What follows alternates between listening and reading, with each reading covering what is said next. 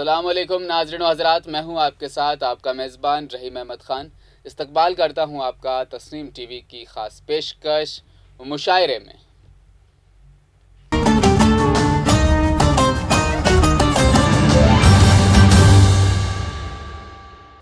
नाज़रीन, मुशायरे की आज की इस किस्त में जिस शायर का हम ज़िक्र करने जा रहे हैं, बज़ाहिरी तौर पर उन्होंने बहुत कम उनका शायराना करियर रहा, लेकिन बावजूद इसके कहानियाँ, नज़्म, इसी तरह बहुत सारे नस्र उनके ज़रिए से लिखी गई हैं। लेकिन जितनी नज़में उन्होंने लिखी है, यादगार नज़में हैं, आज भी नाज़रीन लोग उन्हें याद करते हुए रो देते हैं अक्सर।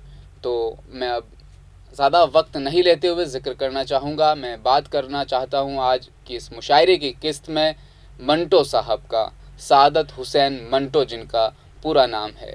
मंटो सुनते ही सबसे पहले हमारे जहन में एक किरदार आ जाता है, नवाजुद्दीन सिद्दीकी का। हमें ऐसा लगता है कि वही असल में मंटो है। लेकिन आज की इस किस्त में असल मंटो से आपको हम रूबरू करवाएंगे, बताएंगे उनकी हालात ज़िंदगी कि वो किस तरीके से वो शायर बने। बैरिस्टर घर से निकला हुआ एक लड़का इतना बड़ा शायर आखिर कैसे बन जाता है, आज की इस मुशायरे की किस्त में ज़िक्र सुनते हैं।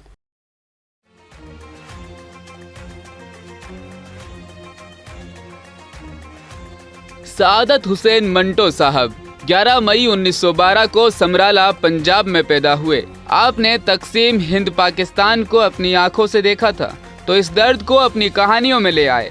आपकी तहरीर की असल ज़बान उर्दू रही है। इन्होंने बुनियादी तौर पर कहानियाँ, फिल्म और रेडियो, स्क्रीन प्ले, सहाफ़त, याददाश्तें लिखी। इनके अहम कामों में ये तमाम चीज़ें शामिल है।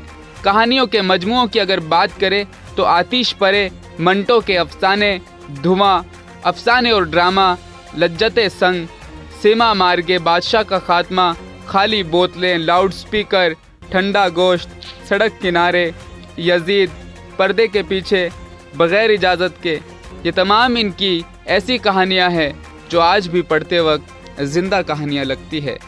मंटो की मुख्तसर कहानियों की बात करें तो याददाश्तें और मीना बाज़ार, ये ऐसी मुख्तसर कहानियाँ हैं कि पढ़ने के बाद क़ारीन सिर्फ यही सोचते हैं कि काश ये कहानी ख़त्म नहीं होती या फिर इसके आगे का ज़िक्र हमें मौसूल हो जाता। मंटो 11 मई 1912 को आबाई बैरिस्टरों के घराने में पैदा हुए। इनके वालिद खुद एक मारूफ बैरिस्टर और सेशन जज थे और इनकी वालिदा बकलम मंटो से सुने।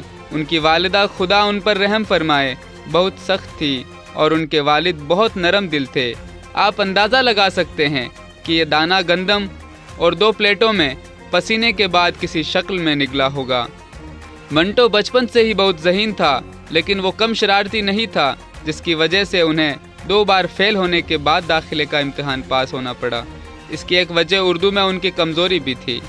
इन्हीं दिनों में 3-4 दोस्तों के साथ एक ड्रामाई क्लब खोल रखा था और आगाए हश्र का ड्रामा स्टेज करने का इरादा किया था। 20-25 दिन ही जिंदा रह सका, इसलिए वलीद साहब ने एक दिन तूफ़ान बदतमीज़ी करके हारमोनियम और तबला तोड़ दिया और आवाज़ के हरूफ तहज्जी में बता दिया कि उन्हें ऐसे ही मज़हाई का खैर तकारीर बिल्कुल पसंद नहीं है। उन्होंने अपनी तालीम अमृतसर के मुस्लिम हाई स्कूल में दाखिले तक हासिल की। 1931 में इन्होंने हिंदू सभा कॉलेज में दाखिला लिया। इन दिनों पूरे मुल्क और बिलखुसूस अमृतसर में तहरीक आज़ाद ज़ोरों पर थी।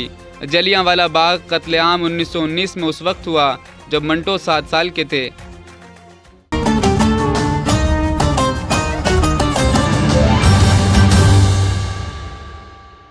नाज़रीन, इतने बड़े रुतबे और इतने बड़े आला पैमाने के शायर का ज़िक्र इतने कम वक्त में मुमकिन नहीं है, लिहाजा अगली किस्त में ज़िक्र जारी रहेगा सादत हुसैन मंटो का। आप देखते रहिए मुशायरा।